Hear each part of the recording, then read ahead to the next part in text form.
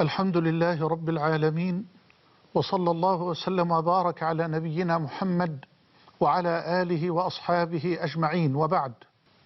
قال الله عز وجل: فاتقوا الله وأصلحوا ذات بينكم.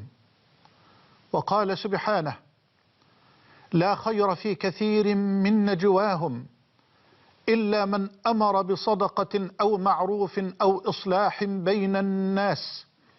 وقال سبحانه: وما كان ربك ليهلك القرى بظلم وأهلها مصلحون. فإما الإصلاح وإما الهلاك الجاد الصادق لتحقيق مصالحة حقيقية شاملة، ليجلس الجميع لزاما للخروج ببلدنا مصر من هذه الفتنة المحرقة والأزمة الخانقة.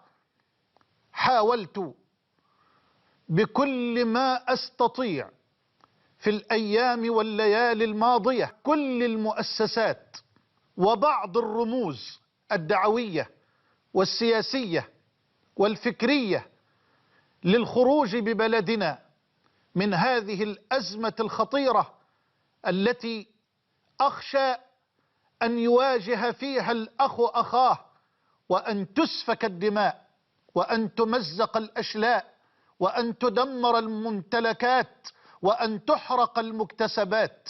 حاولت بكل ما أستطيع التواصل مع الجميع من أجل تحقيق هذه المصالحة، فهذا هو الدور الذي يجب علي وعلى إخواني أن يقوموا به الآن في هذه اللحظات الفارقة. وفكره وكل له معتقده الذي يدين به ويتصور أنه على الحق.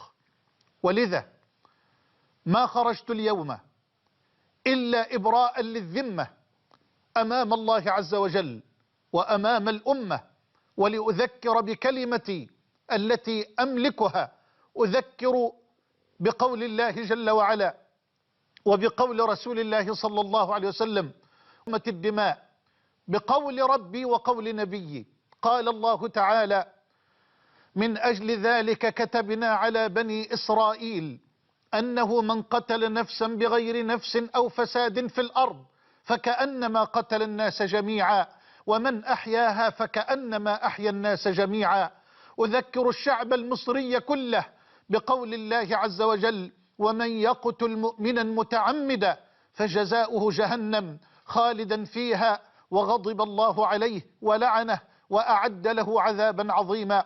وأذكر الشعب المصري كله بقول النبي صلى الله عليه وسلم: لن يزال المؤمن في فسحة من دينه ما لم يصب دما حراما.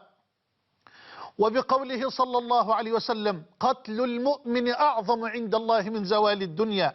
وبقوله صلى الله عليه وسلم وهو ينظر إلى الكعبة زادها الله تشريفا: ما أعظمك وما أعظم حرمتك، ولكن حرمة المؤمن أعظم عند الله منك. وبقوله صلى الله عليه وسلم: من أمن رجلا على دمه فقتله فأنا بريء من القاتل وإن كان المقتول كافرا. لا أملك الآن إلا أن أذكر إخواني، إلا أن أذكر أخواتي. الآن هم أبناء مصر، هم شعب مصر، فاحذر أن تقتل أخاك، واحذر أن ترفع العصا أو السلاح الأبيض أو السلاح الناري في وجه أخيك، فوالله لن ينفعك أحد، وستقف بين يدي ربك جل وعلا وحدك لتسأل بين يديه سبحانه وتعالى.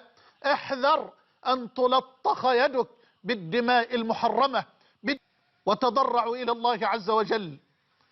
ارجعوا إليه وتوبوا إليه واعتصموا به سبحانه وتعالى.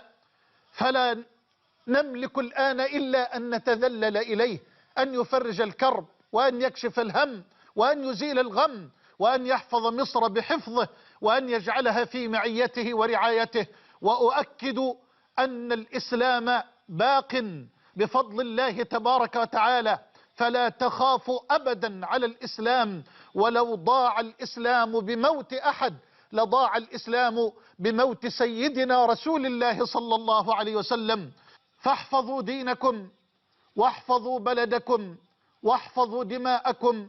والله تعالى أسأل أن يحفظنا جميعا بحفظه، وأن يكلأنا جميعا بعنايته، وأن يحقن دماء أولادنا وشبابنا، وأن يحفظ بلدنا من كل فتنة